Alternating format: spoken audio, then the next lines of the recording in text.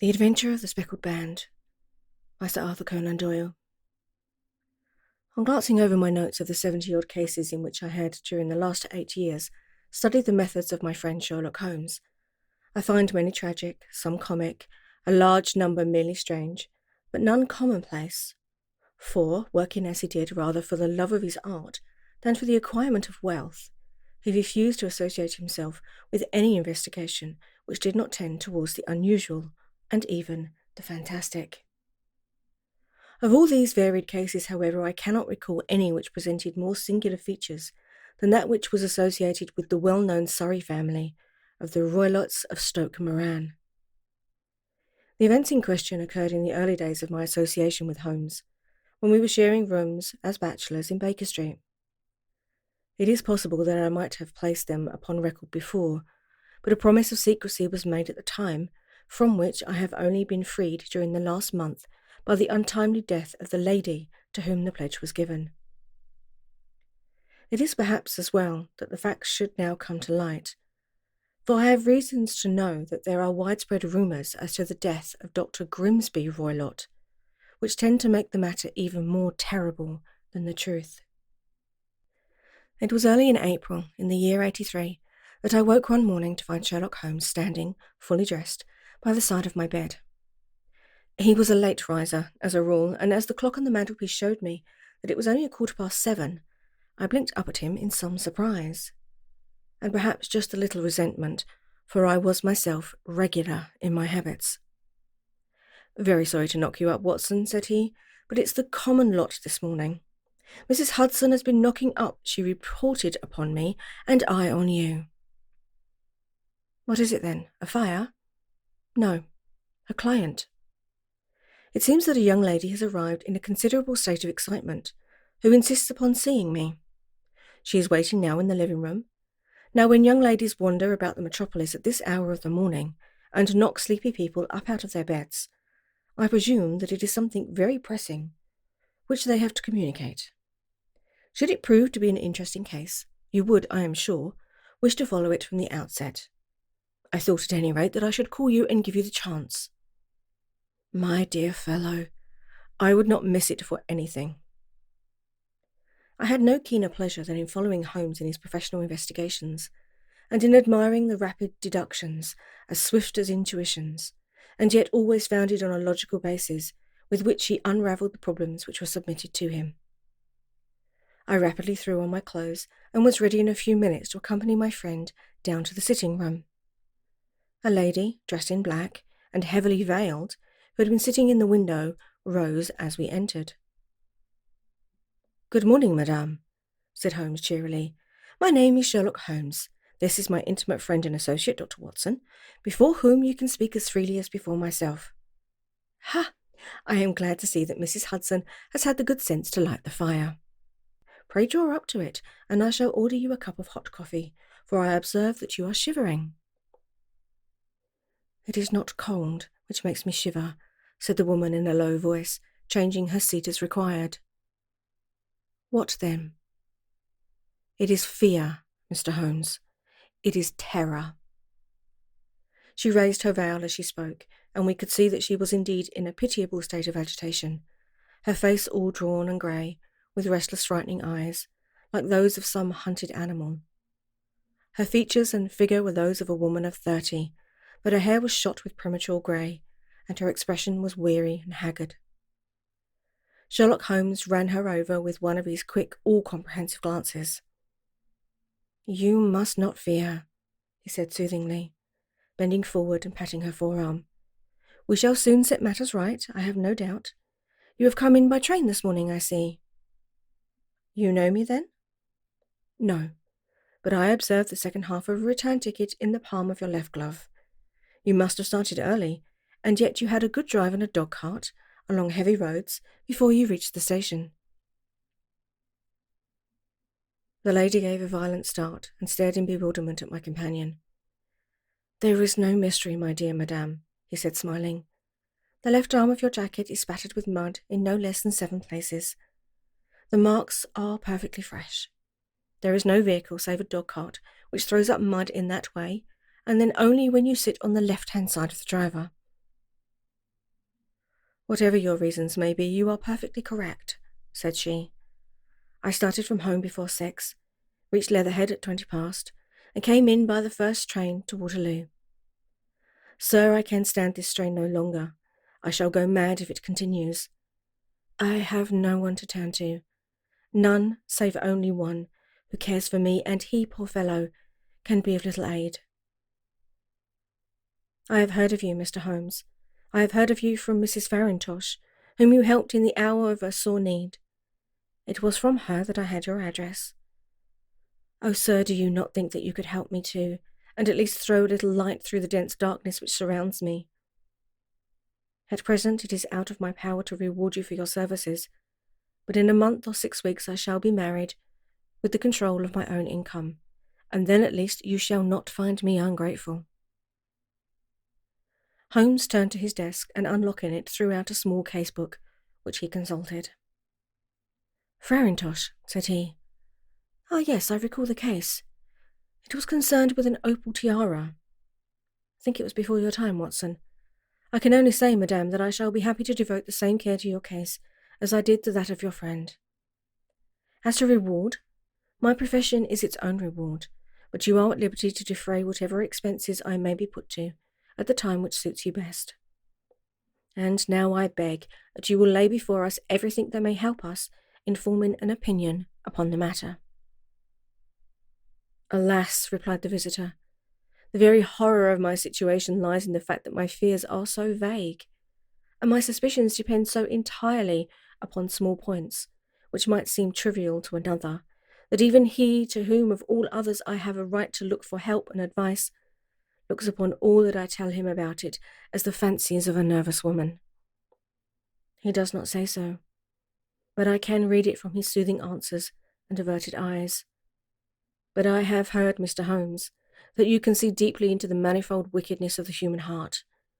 You may advise me how to walk amid the dangers which encompass me." "I am all attention, madame." "My name is Helen Stoner, and I am living with my stepfather, who is the last survivor of one of the oldest Saxon families in England, the Roylocks of Stoke Moran, on the western border of Surrey." Holmes nodded his head. "The name is familiar to me," said he. "The family was at one time among the richest in England, and the estates extended over the borders into Berkshire in the north and Hampshire in the west. In the last century, however, 4 successive heirs were of a dissolute and wasteful disposition, and the family ruin was eventually completed by a gambler in the days of the Regency. Nothing was left save a few acres of ground and the 200-year-old house, which is itself crushed under the heavy mortgage. The last squire dragged out his existence there, living the horrible life of an aristocratic pauper. But his only son, my stepfather, seeing that he must adapt himself to the new conditions, obtained an advance from a relative, which enabled him to take a medical degree and went out to Calcutta, where, by his professional skill and his force of character, he established a large practice. In a fit of anger, however, caused by some robberies which had been perpetrated in the house, he beat his native butler to death and narrowly escaped a capital sentence. As it was, he suffered a long term of imprisonment and afterwards returned to England a morose and disappointed man. When Dr. Roylott was in India, he married my mother, Mrs. Stoner, the young widow of Major General Stoner, of the Bengal Artillery. My sister Julia and I were twins, and we were only 2 years old at the time of my mother's remarriage.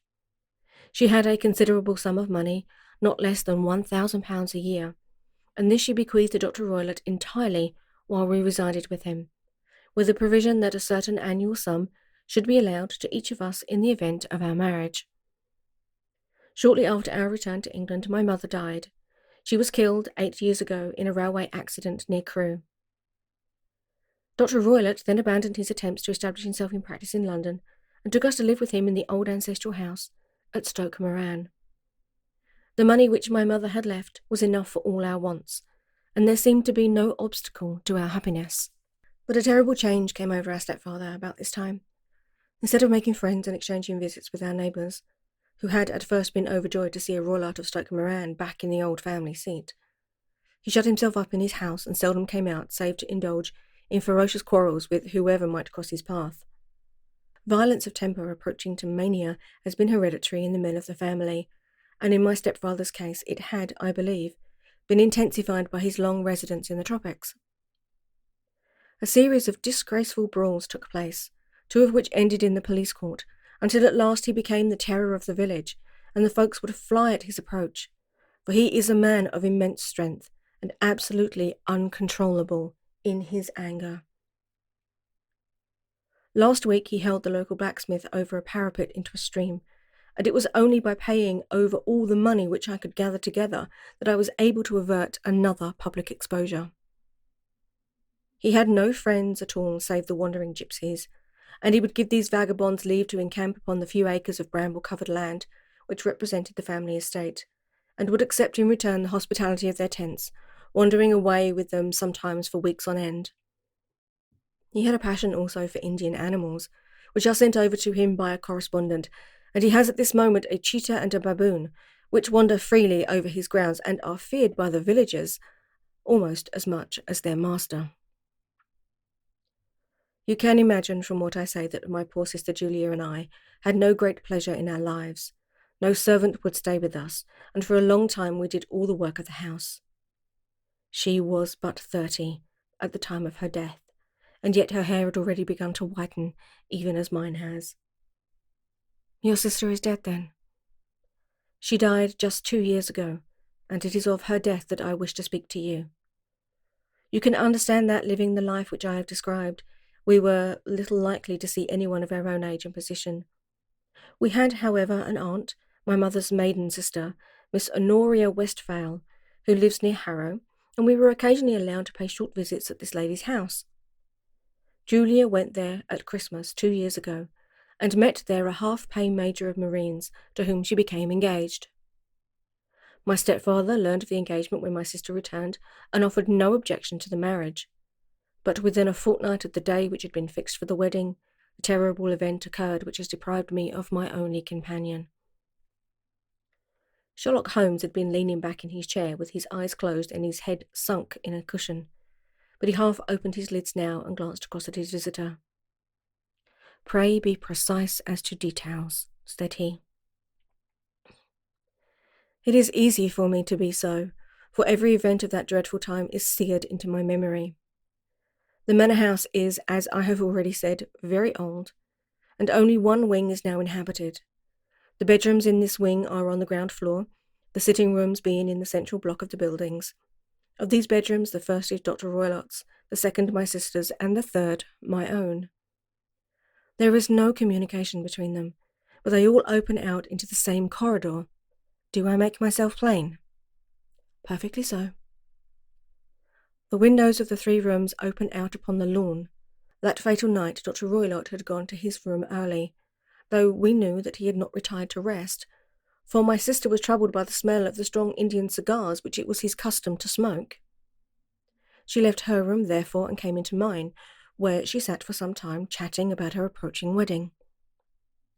At 11 o'clock she rose to leave me, but she paused at the door and looked back.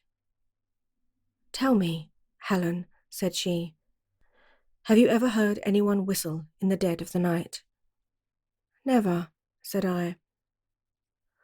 "I suppose that you could not possibly whistle yourself in your sleep?" "Certainly not. But why?" "Because during the last few nights I have always, about 3 in the morning, heard a low, clear whistle. I am a light sleeper, and it has awakened me. I cannot tell where it came from, perhaps from the next room, perhaps from the lawn. I thought that I would just ask you whether you had heard it." "No, I have not. It must be those wretched gypsies in the plantation." "Very likely. And yet if it were on the lawn, I wonder that you did not hear it also." "Ah, but I sleep more heavily than you." "Well, it is of no great consequence at any rate," she smiled back at me, closed my door, and a few moments later I heard her key turn in the lock. "Indeed," said Holmes. "Was it your custom always to lock yourselves in at night?" "Always." "And why?" "I think I mentioned to you that the doctor kept a cheetah and a baboon. We had no feeling of security unless our doors were locked." "Quite so. Pray proceed with your statement." I could not sleep that night. A vague feeling of impending misfortune impressed me. My sister and I, you will recollect, were twins, and you know how subtle are the links which binds two souls which are so closely allied. It was a wild night. The wind was howling outside and the rain was beating and splashing against the windows. Suddenly, amid all the hubbub of the gale, there burst forth the wild scream of a terrified woman. I knew that it was my sister's voice. I sprang from my bed, wrapped a shawl round me, and rushed into the corridor. As I opened my door, I seemed to hear a low whistle, such as my sister described, and a few moments later a clanging sound, as if a mass of metal had fallen. As I ran down the passage, my sister's door was unlocked, and revolved slowly upon its hinges. I stared at it horror-stricken, not knowing what was about to issue from it. By the light of the corridor lamp, I saw my sister appear at the opening, her face blanched with terror, her hands groping for help, her whole figure swaying to and fro like that of a drunkard. I ran to her and threw my arms around her, but at that moment her knees seemed to give way, and she fell to the ground. She writhed as one who is in terrible pain, and her limbs were dreadfully convulsed. At first I thought that she had not recognized me, but as I bent over her she suddenly shrieked out in a voice which I shall never forget. "Oh my God, Helen, it was the band, the speckled band." There was something else which she would fain have said, and she stabbed with her finger into the air in the direction of the doctor's room, but a fresh convulsion seized her and choked her words. I rushed out, calling loudly for my stepfather, and I met him hastening from his room in his dressing gown. When he reached my sister's side, she was unconscious, and though he poured brandy down her throat and sent for medical aid from the village, all efforts were in vain, for she slowly sank and died without having recovered her consciousness. Such was the dreadful end of my beloved sister. "One moment," said Holmes. "Are you sure about this whistle and metallic sound? Could you swear to it?" "That was what the county coroner asked me at the inquiry. It is my strong impression that I heard it, and yet, among the crash of the gale and the creaking of an old house, I may possibly have been deceived." "Was your sister dressed?" "No. She was in her nightdress. In her right hand was found the charred stump of a match, and in her left a matchbox." "Showing that she had struck a light and looked about her when the alarm took place. That is important. And what conclusion did the coroner come to?" "He investigated the case with great care, for Dr. Roylott's conduct had long been notorious in the county, but he was unable to find any satisfactory cause of death. My evidence showed that the door had been fastened upon the inner side, and the windows were blocked by old-fashioned shutters with broad iron bars, which were secured every night. The walls were carefully sounded, and were shown to be quite solid all around, and the flooring was also thoroughly examined with the same result. The chimney is wide, but is barred up by 4 large staples. It is certain, therefore, that my sister was quite alone when she met her end. Besides, there were no marks of any violence upon her." "How about poison?" "The doctors examined her for it, but without success." "What do you think that this unfortunate lady died of, then?" "It is my belief that she died of pure fear and nervous shock, though what it was that frightened her I cannot imagine." "Were there gypsies in the plantation at the time?" "Yes. They were nearly always there." "Ah. And what did you gather from this allusion to a band, a speckled band?" "Sometimes I have thought it is merely the wild talk of delirium, sometimes that it may have referred to some band of people, perhaps to those very gypsies in the plantation. I do not know whether the spotted handkerchiefs, which so many of them wear over their heads, might have suggested the strange adjective which she used." Holmes shook his head like a man who is far from being satisfied. "These are very deep waters," said he. "Pray go on with your narrative." 2 years have passed since then, and my life has been, until lately, lonelier than ever. A month ago, however, my dear friend, whom I have known for many years, has done me the honour of asking my hand in marriage. His name is Armitage, Percy Armitage, the second son of Mr. Armitage of Crane Water near Reading. My stepfather has offered no opposition to the match, and we are to be married in the course of the spring. 2 days ago, some repairs were started in the west wing of the building, and my bedroom wall has been pierced, so that I have had to move into the chamber in which my sister died, and to sleep in the very bed in which she slept. Imagine then my thrill of terror when last night, as I lay awake thinking over her terrible fate, I suddenly heard in the silence of the night the low whistle which had been the herald of her own death. I sprang up and lit the lamp, but nothing was to be seen in the room. I was too shaken to go to bed again, however, so I dressed, and as soon as it was daylight I slipped down, got a dog-cart at the Crown Inn, which is opposite, and drove to Leatherhead, from whence I have come on this morning, with the one objective of seeing you and asking your advice. You have done wisely, said my friend, but have you told me all? Yes, all. Miss Roylott, you have not. You are screening your stepfather. Why, what do you mean? For answer, Holmes pushed back the frill of black lace which fringed the hand that lay upon our visitor's knee. 5 little livid spots, the marks of 4 fingers and a thumb, were printed upon the white rest. You have been cruelly used, said Holmes. The lady coloured deeply and covered over her injured wrist. He is a hard man, she said, and perhaps he hardly knows his own strength. There was a long silence, during which Holmes leaned his chin upon his hands and stared into the crackling fire. This is a very deep business, he said at last. There are 1,000 details which I should desire to know before I decide upon our course of action. Yet we have not a moment to lose. If we were to come to Stoke Moran today, would it be possible for us to see over these rooms without the knowledge of your stepfather? As it happens, he spoke of coming into town today, upon some very important business. It is probable that he will be away all day, and that there would be nothing to disturb you. We have a housekeeper now, but she is old and foolish, and I could easily get her out of the way. Excellent. You are not averse to this trip, Watson? By no means. Then we shall both come. What are you going to do yourself? I have 1 or 2 things which I would wish to do now that I am in town, but I shall return by the 12 o'clock train, so as to be there in time for your coming. As you may expect us early in the afternoon, I have myself some small business matters to attend to. Will you not wait and breakfast? No, I must go. My heart is lightened already since I have confided my troubles to you. I shall look forward to seeing you again this afternoon.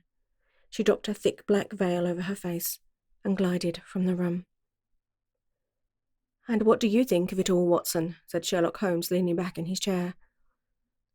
It seems to me to be the most dark and sinister business. Dark enough and sinister enough. Yet if the lady is correct in saying that the flooring and walls are sound, and that the window, door, and chimney are impassable, then her sister must have been undoubtedly alone when she met her mysterious end. What becomes, then, of these nocturnal whistles, and what of very peculiar words of the dying woman? Said Sherlock. I cannot think. When you combine the ideas of whistles at night, the presence of a band of gypsies who are on intimate terms with this old doctor, the fact that we have every reason to believe that the doctor has an interest in preventing his stepdaughter's marriage, the dying allusion to a band, and finally the fact that Miss Helen Stoner heard a metallic clang, which might have been caused by one of these metal bars that secured the shutters falling back into its place, I think that there is good ground to think that the mystery may be cleared along those lines. But what then did the gypsies do? I said. I cannot imagine. I see many objections to any such theory, I replied. And so do I. It is precisely for that reason that we are going to Stoke Moran this day. I want to see whether the objections are fatal, or if they may be explained away. But what in the name of the devil? The ejaculation had been drawn from my companion by the fact that our door had been suddenly dashed open and that a huge man had framed himself in the aperture. His costume was a peculiar mix of the professional and the agricultural, having a black top hat, a long frock coat, and a pair of high gaiters, with a hunting crop swinging in his hand. So tall was he that his hat actually brushed the crossbar of the doorway, and his breadth seemed to span it across from side to side. A large face, seared with 1,000 wrinkles, burned yellow with the sun and marked with every evil passion, was turned from one to the other of us, while his deep-set, bile-shot eyes and his high, thin, fleshless nose gave him somewhat the resemblance to a fierce old bird of prey. "Which of you is Holmes?" asked this apparition. "My name, sir. But you have the advantage of me," said my companion quietly. "I am Dr. Grimsby Roylott of Stoke Moran." "Indeed, doctor," said Holmes blandly. "Pray take a seat." "I will do nothing of the kind. My stepdaughter has been here. I have traced her. What has she been saying to you?" "It is a little cold for the time of the year," said Holmes. "What has she been saying to you?" screamed the old man furiously. "But I have heard that the crocuses promise well," continued my companion imperturbably. "Ha! You put me off, do you?" said our new visitor, taking a step forward and shaking his hunting crop. "I know you, you scoundrel. I have heard of you before. You are Holmes, the meddler." My friend smiled. "Holmes, the busybody." His smile broadened. "Holmes, the Scotland Yard Jack in office." Holmes chuckled heartily. "Your conversation is most entertaining," said he. "When you go out, close the door, for there is a decided draught." "I will go when I have had my say. Don't you dare to meddle with my affairs. I know that Miss Stoner has been here. I traced her. I am a dangerous man to fall foul of. See here." He stepped swiftly forward, seized the poker and bent it into a curve with his huge brown hands. "See that you keep yourself out of my grip," he snarled, and hurled the twisted poker into the fireplace. He strode out the room. "He seems a very amiable person," said Holmes, laughing. "I am not quite so bulky, but if he had remained, I might have shown him that my grip was not much more feeble than his own." As he spoke, he picked up the steel poker and, with a sudden effort, straightened it out again. "Fancy his having the insolence to confound me with the official detective force. This incident gives zest to our investigation, however, and I only trust that our little friend will not suffer for her imprudence in allowing this brute to trace her. And now, Watson, we shall order breakfast, and afterwards I shall walk down to Doctor's Common, where I hope to get some data which may help in this matter." It was nearly 1 o'clock when Sherlock Holmes returned from his excursion. He held in his hand a sheet of blue paper scrawled over with notes and figures. "I have seen the will of the deceased wife," said he. "To determine its exact meaning, I have been obliged to work out the present prices of the investments with which it is concerned. The total income, which at the time of the wife's death was little short of £1,100, is now, through the fall in agricultural prices, not more than £750. Each daughter can claim an income of £250 in case of marriage. It is evident, therefore, that if both girls had married, this beauty would have had a mere pittance, while even one of them would cripple him to a very serious extent. The morning's work has not been wasted, since it has proved that he has the very strongest motives for standing in the way of anything of the sort. And now, Watson, this is too serious for dawdling, especially as the old man is aware that we are interesting ourselves in his affairs. So if you are ready, we shall call a cab and drive to Waterloo. I should be very much obliged if you would sliver your revolver into your pocket. And Ellie's number 2 is an excellent argument with gentlemen who can twist steel pokers into knots. That and a toothbrush are, I think, all that we need." At Waterloo, we were fortunate in catching a train for Leatherhead, where we hired a trap at the station inn and drove the 4 or 5 miles through the lovely Surrey lanes. It was a perfect day, with a bright sun and a few fleecy clouds in the heavens. The trees and wayward hedges were just throwing out their first green shoots, and the air was full of the pleasant smell of the moist earth. To me, at least, there was a strange contrast between the sweet promise of the spring and this sinister quest upon which we were engaged. My companion sat in the front of the trap, his arms folded, his hat pulled down over his eyes, and his chin sunk upon his breast, buried in the deepest thought. Suddenly, however, he started, tapped me on the shoulder, and pointed over the meadow. "Look there," he said. A heavily timbered park stretched up in a gentle slope. thickening into a grove at the highest point. From amid the branches there jutted out the grey gables and high roof trees of a very old mansion. "Stoke Moran," said he. "Yes, sir, that be the house of Dr. Grimsby Roylott," remarked the driver. "There is some building going on there," said Holmes. "That is where we are going?" "There's the village," said the driver, pointing to a cluster of roofs some distance to the left. "But if you want to get to the house, you'll find it shorter to go over this stile, and so by the footpath over the fields. There it is, where the lady is walking." "And the lady, I fancy, is Miss Stoner," observed Holmes, shading his eyes. "Yes, I think we'd better do as you suggest." We got off, paid our fare, and the trap rattled back on its way to Leatherhead. "I thought it as well," said Holmes as we climbed the stile, "that this fellow should think we had come here as architects or on some definite business. It may stop his gossip. Good afternoon, Miss Stoner. You see that we have been as good as our word." Our client of the morning had hurried forward to meet us with a face which spoke her joy. "I have been waiting so eagerly for you," she cried, shaking hands with us warmly. "All has turned out splendidly. Dr. Roylott has gone to town, and it is unlikely that he will be back before the evening." "We have had the pleasure of making the doctor's acquaintance," said Holmes, and in a few words he sketched out what had occurred. Miss Stoner turned white to the lips as she listened. "Good heavens!" she cried. "He has followed me, then?" "So it appears." "He is so cunning that I never know when I am safe from him. What will he say when he returns?" "He must guard himself, for he may find that there is someone more cunning than himself upon his track. You must lock yourself up from him tonight. If he is violent, we shall take you away to your aunt's at Harrow. Now we must make the best use of our time, so kindly take us at once to the rooms which we are to examine."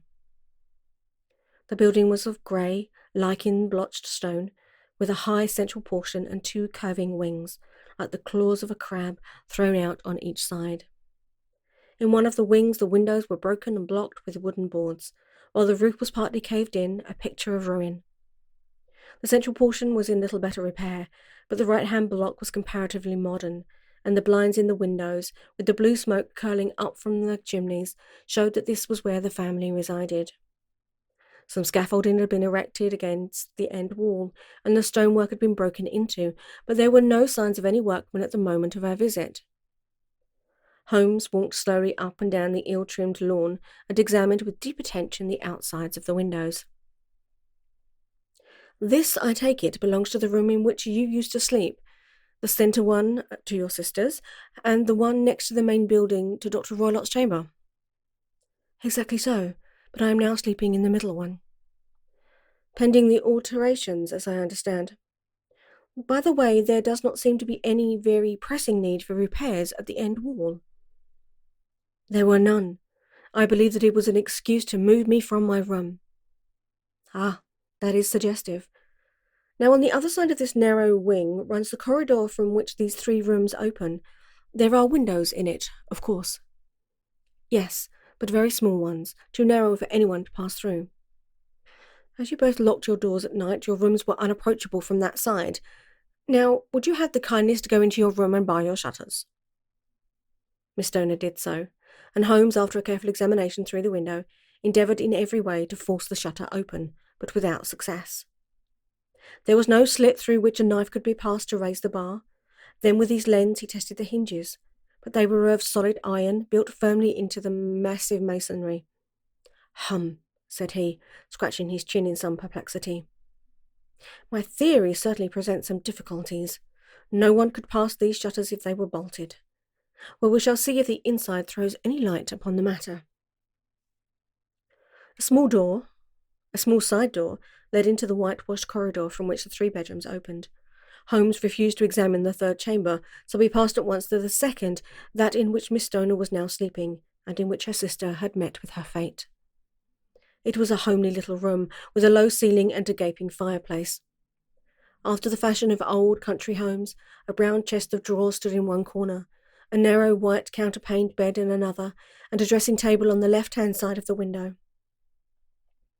These articles, with two small wicker-work chairs, made up all the furniture in the room, save for a square of Wilton carpet in the centre. The boards round and the panelling of the walls were of brown worm-eaten oak. so old and discoloured that it may have dated from the original building of the house.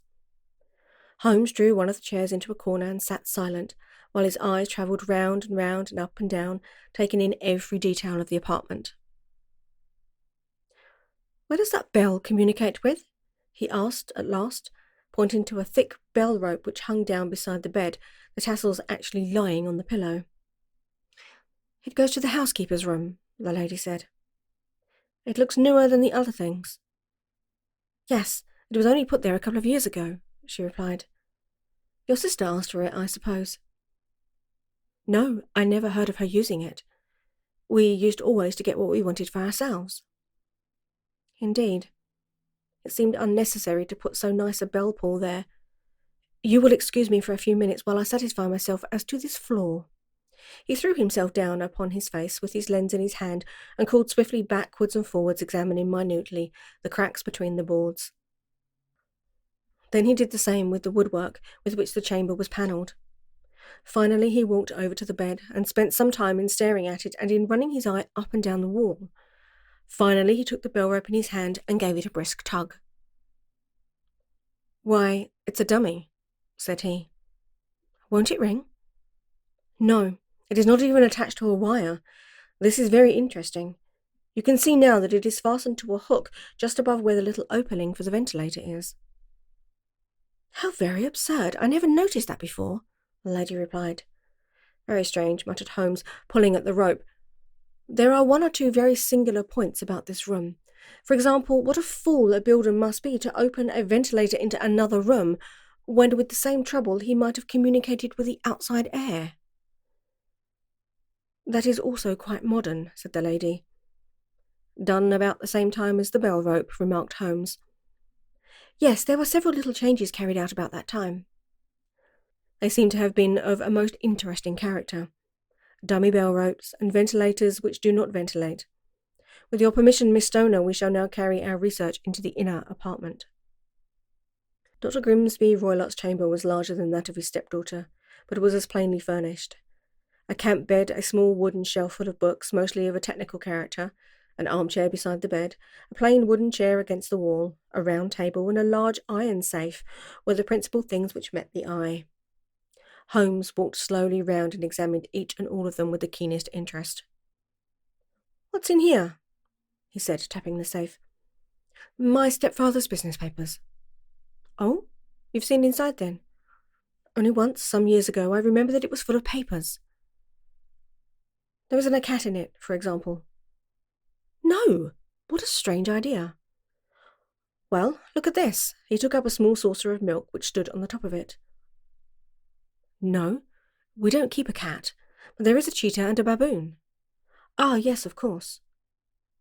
"Well, a cheetah is just a big cat, and yet a saucer of milk does not go very far in satisfying its wants, I dare say. There is one point which I should wish to determine." He squatted down in front of the wooden chair and examined the seat of it with the greatest attention. "Thank you. That is quite settled," said he, rising and putting his lens in his pocket.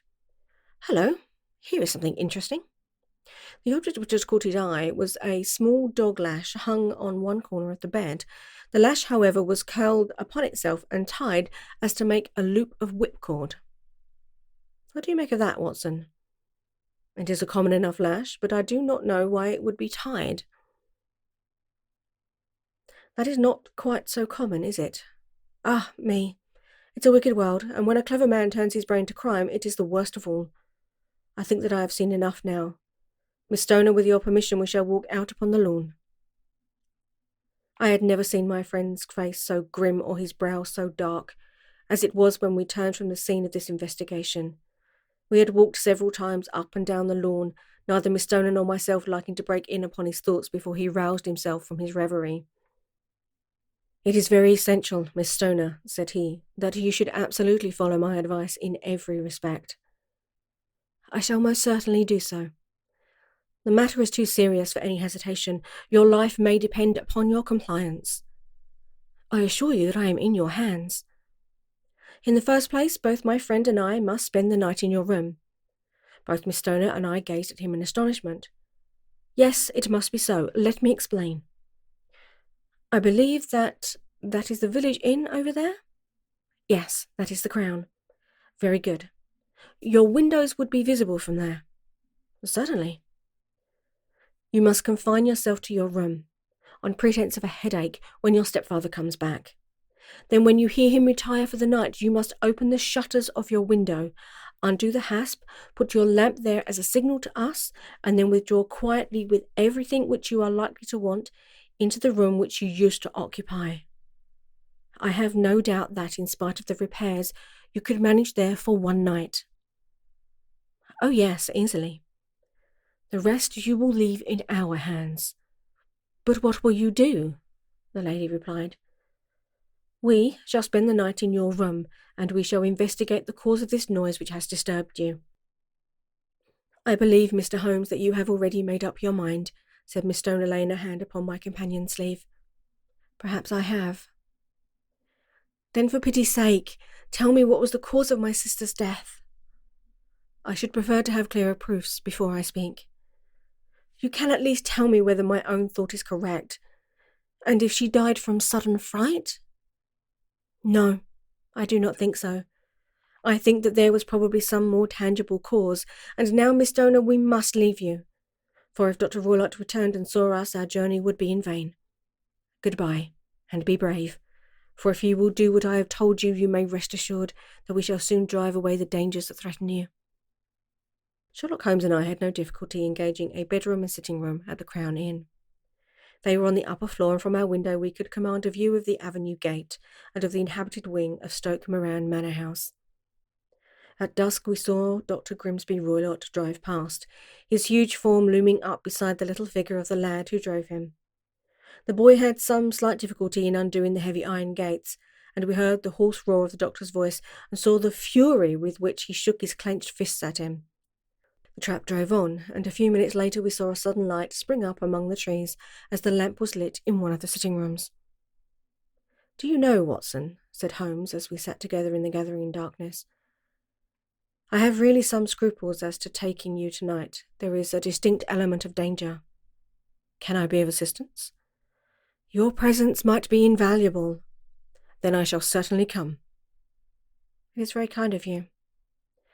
"You speak of danger. You have evidently seen more in these rooms than was visible to me." "No, but I fancy that I may have deduced a little more. I imagine that you saw all that I did." "I saw nothing remarkable save the bell rope, and what purpose that could answer I confess is more than I can imagine." "You saw the ventilator too?" "Yes, but I do not think that it is such a very unusual thing to have a small opening between two rooms. It was so small that a rat could hardly pass through." "I knew that we should find a ventilator before we ever came to Stoke Moran." "My dear Holmes!" "Oh, yes, I did. You remember in her statement she said that her sister could smell Dr. Roylott's cigar. Now, of course, that suggested at once that there must be a communication between the two rooms. It could only be a small one, or it would have been remarked upon at the coroner's inquiry. I deduced a ventilator." "But what harm can there be in that?" "Well, there is at least a curious coincidence of dates. A ventilator is made, a cord is hung, and a lady who sleeps in the bed dies. Does that not strike you?" "I cannot as yet see any connection." "Did you observe anything very peculiar about the bed?" "No." "It was clamped to the floor. Did you ever see a bed fastened like that before?" "I cannot say that I have." "The lady could not move her bed. It must always be in the same relative position to the ventilator and to the rope, or so we may call it, since it was clearly never meant for a bell pull." "Holmes," I cried, "I seem to see dimly what you are hinting at. We are only just in time to prevent some subtle and horrible crime." "Subtle enough and horrible enough. When a doctor does so wrong, he is the first of criminals. He has nerve and he has knowledge. Palmer and Pritchard were among the heads of their profession. This man strikes even deeper, but I think, Watson, that we shall be able to strike deeper still. But we shall have horrors enough before the night is over. For goodness' sake, let us have a quiet pipe and turn our minds for a few hours to something more cheerful." At 9 o'clock the light amongst the trees was extinguished, and it was all dark in the direction of the manor house. 2 hours passed slowly away, and then, suddenly, just as the stroke of 11, a single bright light shone out right in front of us. "That is our signal," said Holmes, springing to his feet. "It comes from the middle window." As we passed out, he exchanged a few words with the landlord, explaining that we were going on a late visit to an acquaintance, and that it was possible that we might spend a night there. A moment later we were out on the dark road, a chill wind blowing at our faces, and one yellow light twinkling in front of us through the gloom to guide us on our sombre errand. There was little difficulty in entering the grounds, for unrepaired breaches gaped in the old park wall. Making our way among the trees, we reached the lawn, crossed it, and were about to enter through the windows, when out from a clump of laurel bushes there darted what seemed to be a hideous and distorted child, who threw itself upon the grass with writhing limbs, and then ran swiftly along the lawn into the darkness. "My God!" I whispered. "Did you see it?"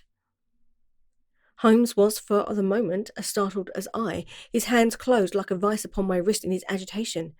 Then he broke into a low laugh and put his lips to my ear. "It is a nice household," he murmured. "That is the baboon." I had forgotten the strange pet which the doctor affected. There was a cheetah too. Perhaps we might find it upon my shoulders at any moment. I confess that I felt easier in my mind when, after following Holmes' example and slipping off my shoes, I found myself inside the bedroom. My companion noiselessly closed the shutters, moved the lamp onto the table, and cast his eyes round the room. All was as we had seen it in the daytime. Then, creeping up to me and making a trumpet of his hand, he whispered into my ear again so gently that it was all that I could do to distinguish the words. "The least sound would be fatal to our plans." I nodded to show that I had heard. "We must sit without light?" He would see it through the ventilator. I nodded again. "Do not go to sleep. Your very life may depend upon it. Have your pistol ready in case we should need it. I will sit on the side of the bed, and you in that chair." I took out my revolver and laid it on the corner of the table. Holmes had brought up a long, thin cane, and this he placed upon the bed beside him. By it he laid a box of matches and a stump of a candle. Then he turned down the lamp, and we were left in darkness. How shall I ever forget that dreadful vigil? I could not hear a sound, not even the drawing of a breath, and yet I knew that my companion sat open-eyed within a few feet of me. In the same state of nervous tension in which I was myself, the shutters cut off the last ray of light, and we waited in absolute darkness. From outside came the occasional cry of a night bird, and once at our very window a long-drawn cat-like whine, which told us that the cheetah was indeed at liberty. Far away we could hear the deep tones of the parish clock, which boomed out every quarter of an hour. How long they seemed, those quarters! 12 struck, and 1 and 2 and 3, and still we sat waiting silently for whatever might befall. Suddenly there was the momentary gleam of a light up in the direction of the ventilator, which vanished immediately, but was succeeded by a strong smell of burning oil and heated metal. Someone in the next room had lit a dark lantern. I heard a gentle sound of movement, and then all was silent once more, though the smell grew stronger. For half an hour I sat with strained ears, then suddenly another sound became audible, a very gentle, soothing sound, like that of a small jet of steam escaping continually from a kettle. The instant that we heard it, Holmes sprang from the bed, struck a match, and lashed furiously with his cane at the bell pull. "You see it, Watson," he yelled, "you see it." But I saw nothing. At the moment when Holmes struck the light, I heard a low, clear whistle, but the sudden glare flashing into my weary eyes made it impossible for me to tell what it was at which my friend lashed out so savagely. I could, however, see that his face was deathly pale and filled with horror and loathing. He had ceased to strike and was gazing up at the ventilator when suddenly there broke from the silence of the night the most horrible cry to which I have ever listened. It welled up louder and louder, a hoarse yell of pain and fear and anger all mingled into one dreadful shriek. They say that away down in the village, and even in the distant parsonage, that cry raised the sleepers from their beds. It struck cold to our hearts, and I stood gazing at Holmes, and he at me, until the last echoes of it had died away into the silence from which it rose. "What can it mean?" I gasped. "It means that it is all over," Holmes answered, "and perhaps, after all, it is for the best. Take your pistol, and we will enter Dr. Roylott's room." With a grave face he lit the lamp and led the way down the corridor. Twice he struck at the chamber door without a reply from within. Then he turned the handle and entered, I at his heels with the cocked pistol in my hand. It was a singular sight which met our eyes. On the table stood a dark lantern with the shutter half open, throwing a brilliant beam of light upon the iron safe, the door of which was ajar. Beside this table on the wooden chair sat Dr. Grimsby Roylott, clad in a long grey dressing gown, his bare ankles protruding beneath and his feet thrust into red, heelless Turkish slippers. Across his lap lay the short stock with the long lash which we had noticed during the day. His chin was cocked upward and his eyes were fixed in a dreadful, rigid stare at the corner of the ceiling. Round his brow he had a peculiar yellow band, with brightish speckles, which seemed to be bound tightly round his head. As we entered, he made neither sound nor motion. "The band! The speckled band!" whispered Holmes. I took a step forward. In an instant his strange headgear began to move, and there reared itself from among his hair the squat diamond-shaped head and puffed neck of a loathsome serpent. "It is the swamp adder," cried Holmes, "the deadliest snake in India.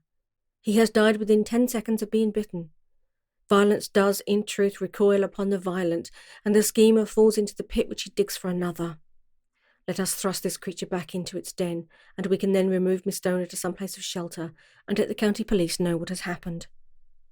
As he spoke, he drew the dog whip swiftly from the dead man's lap, and throwing the noose around the reptile's neck, he drew it from its horrid perch, and, carrying it at arm's length, threw it into the iron safe, which he closed upon it.